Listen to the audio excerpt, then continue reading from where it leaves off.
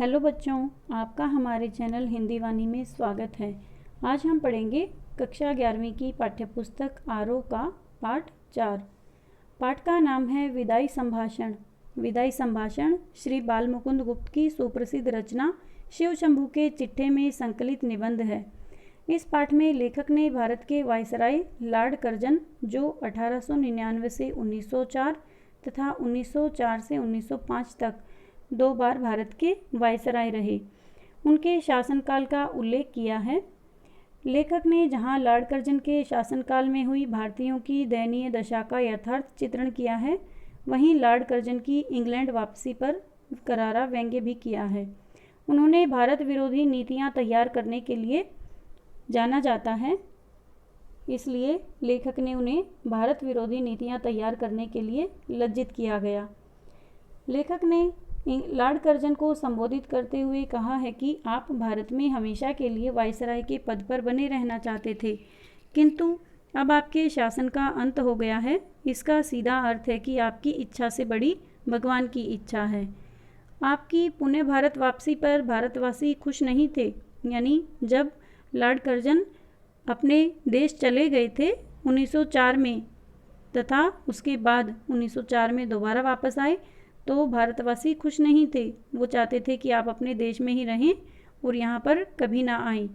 वे सदैव आपके जाने की कामना करते थे, किंतु आज जब आप जा रहे हैं तो उनके मन में आपके प्रति करुणा की भावना जाग उठी है। विदाई का समय ही करुणाजनक होता है। भारतवर्ष में पशु पक्षी तक विदाई का दुख अनुभव करते हैं। भला जहाँ के पशु तक विदाई का दर्द मानते हैं, तो वहाँ के मनुष्य तो विदाई का कितना दुख मानते होंगे। लॉर्ड कर्जन के शासन का अंत दुखमय हुआ। लॉर्ड कर्जन इसे सुख का खेल समझता था। उसे शासन के अधिकांश समय में सुख ही सुख मिला था। वस्तुत सारी लीला रचने वाला तो कोई और ही है। मनुष्य तो व्यर्थ में ही घमंड करता है। दिल्ली दरबार में ईश्वर व महाराज एडवर्ड के बाद उसी का स्थान था।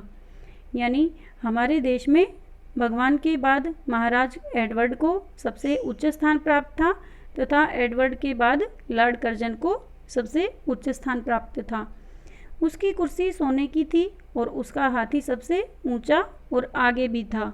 यह सब कुछ होते हुए भी उसे इंग्लैंड में एक जंगी लाट के सामने नीचा दिखना पड़ता था। यानी भारत में लॉर्ड कर्जन की जो स्थिति थी, जो पद था, वह सबसे ऊंचा था, लेकिन इंग्लैंड में उनका स्थान इतना अधिक ऊंचा या सम्माननीय नहीं था, बल्कि वहाँ पर वो एक नीचे पद पर माने जाते थे कि उनका पद बहुत नीचा है। लॉर्ड कर्जन ने दूसरी बार भारतवर्ष में आकर ऐसी योजनाएं बनाई थी जिससे अंग्रेज शासन यहाँ सदा के लिए बना रहे। यानी उन्होंने अंग्रेजों के हित में ऐसी नीतियाँ बनाई ताकि अंग्रेजी शासन यहाँ सदा के लिए बना रहे, किंतु उसने अपनी करतूतों से यहाँ ऐसी अशांति फैलाई कि उसके बाद आने वाले शासकों का चैन समाप्त हो गया। यानी लॉर्ड कर्जन ने हमारे देश में बहुत बुरी नीतियां चलाई थी, जिससे लोगों का शोषण हुआ तथा लोगों के मन में उनके प्रति घृणा की भावना उत्पन्न हो गई। लॉर्ड कर्जन ने काउंसिलों में गैरकानूनी बिल पास करवाकर तथा कन्वोकेशन में अनुचित भाषण देकर अपनी धीरता और गंभीरता समाप्त कर ली थी। उधर विलायत में उन्होंने इस्तीफा देने की धमकी दे डाली, जिसे स्वीकार कर लिया गया। भारत में अफसरों को उनके इशारों पर नाचना पड़ता था और उन्हीं के इशारों पर देश की शिक्षा को भी भारी धक्का लगा था। यानी लॉर्ड कर्जन ने भारत में शिक्षा से संबंधित बहुत बुरी नीतियां बनाई थी, जिससे शिक्षा को भारी आघात हुआ था, यानी शिक्षा का नुकसान हुआ था।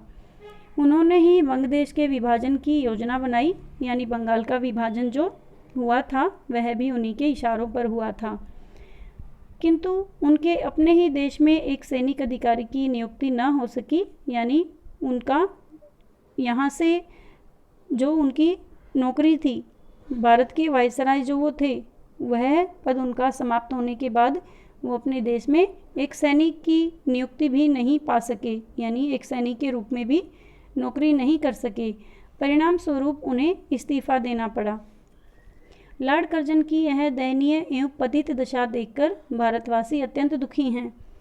अब उनका जाना निश्चित है। वे इस समय को कैसे गुजार रहे होंगे, ये वे ही जानते होंगे।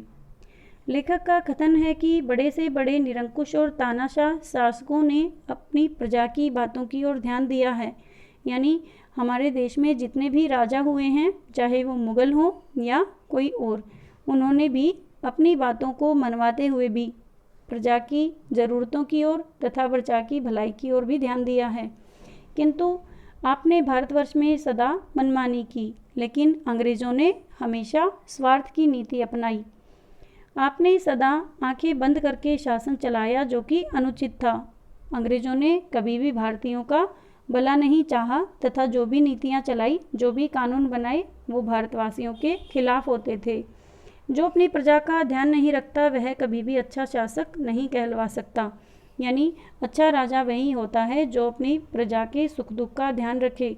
यदि वह ऐसा नहीं करता तो उसे प्रजा प्रसन्न नहीं रखती या प्रजा उस पर खुश नहीं होती। नादिर शाह ने भी शरण में आए आसिफ शाह की प्रार्थना पर कत्लेआम रोक दिया था।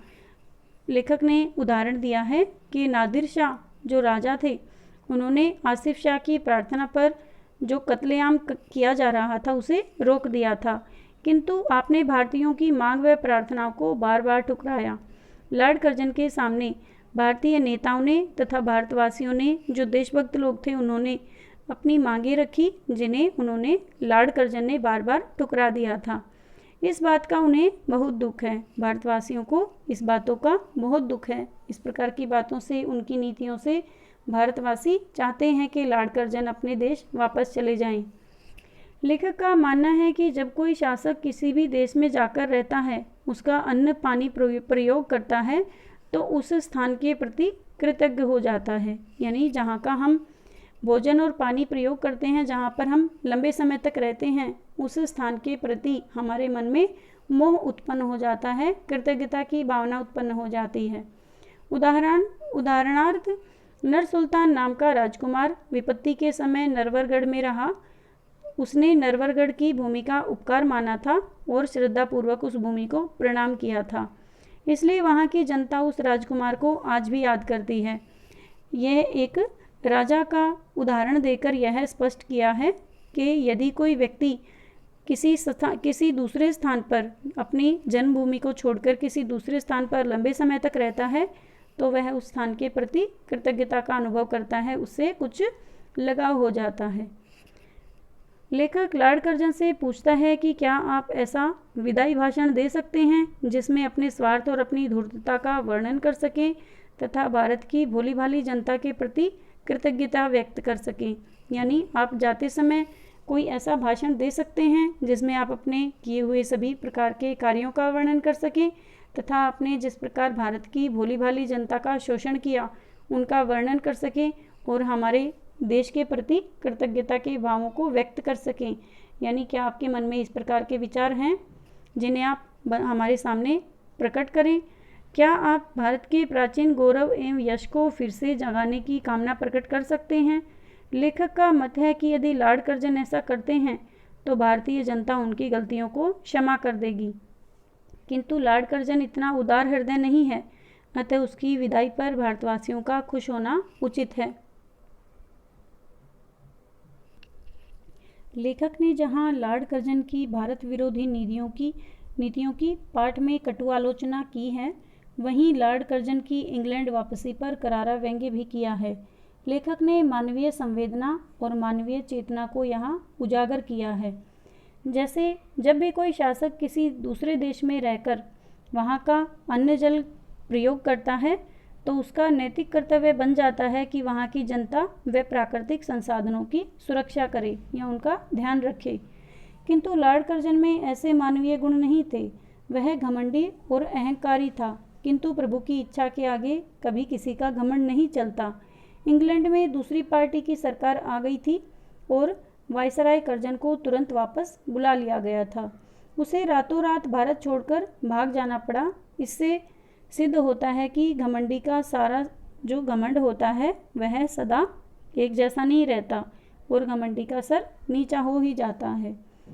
भारतीय जनता ने उसके अत्याचार सहने के पश्चात उसे क्षमा कर दिया। यह है भारत के लोगों की असली महानता। यह दिखाना ही इस लेखक ने श्री बाल मुकुंद गुप्त ने इस पाठ में हमारे सामने प्रस्तुत किया है तथा यही इस पाठ का मूल उद्देश्य है। उम्मीद है बच्चों आपको यह पाठ अच्छे से समझ में आ गया होगा। यदि आपको यह वीडियो अच्छा लगा तो आप इसे अपने दोस्तों के साथ ज़रूर शेयर करें। अगले भाग में हम इस पाठ से लिए गए अभ्यास के प्रश्नोत्तर पढ़ेंगे। धन्यवाद।